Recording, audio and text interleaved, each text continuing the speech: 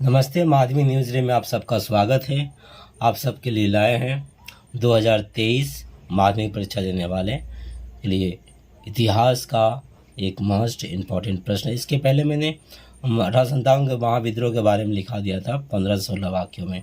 अब इस वीडियो में मानव प्रकृति एवं शिक्षा के समन्वय में, मतलब कि मेल में, तालमेल में रविन्द्रनाथ टैगोर के विचारों का वर्णन कीजिए। इसका उत्तर आप जरूर से जरूर करके ही परीक्षा में जाएं। इसे बिना किए आप परीक्षा में जाएं ही ना। और अगर उत्तर पता नहीं है तो मैं आगे उत्तर देने जा रहा हूं, आप इसे भी कर सकते हैं। देखिए, ये जो मैं उत्तर आपको दिखाने जा रहा हूँ इसमें 4 हेडिंग है। एक तो प्रश्न का हेडिंग, मानव प्रकृति एवं शिक्षा के समन्वय में रविन्द्रनाथ के विचार, जैसा कि आप देख रहे हैं। दूसरा होगा मानव के संबंध में रविन्द्रनाथ टैगोर के विचार। उसका बाद तीसरा जो है प्रकृति के संबंध में रविन्द्रनाथ टैगोर के विचार। और चौथा होगा शिक्षा के संबंध में रविन्द्रनाथ टैगोर के विचार। तो चलिए उत्तर की तरफ। कविगुरु रविन्द्रनाथ टैगोर ने भारत में शिक्षा के संबंध में औपनिवेशिक विचार की आलोचना की। उन्होंने कहा, औपनिवेशिक शिक्षण विधि में मानव प्रकृति एवं शिक्षा के समन्वय का अभाव है।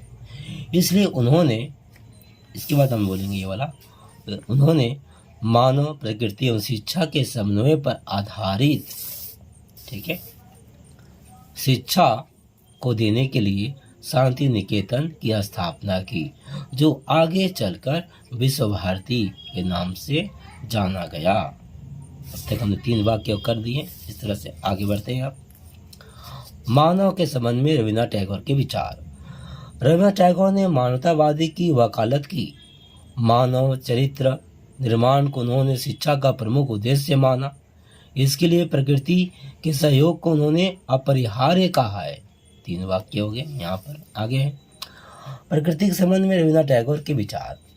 रविन्द्रनाथ टैगोर ने मानव के लिए प्रकृति को महान शिक्षक व जीवित शिक्षक माना है। उनका कथन है, सांसारिक जीवन के पहले बालकों को प्रकृति का प्रशिक्षण प्राप्त करने दिया जाए। 2 वाक्य आते हैं आगे।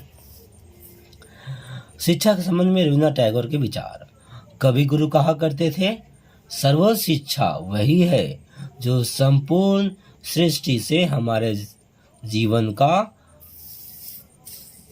सामंजस्य स्थापित करती है। शिक्षण विधि के बारे में उन्होंने निम्न सिद्धांत दिया। पहला, बालकों को प्रकृति का अनुसरण कराना चाहिए। दूसरा, बालकों को क्रिया के माध्यम से सिखाना चाहिए। तीसरा, बालकों को खेल द्वारा शिक्षा देना चाहिए।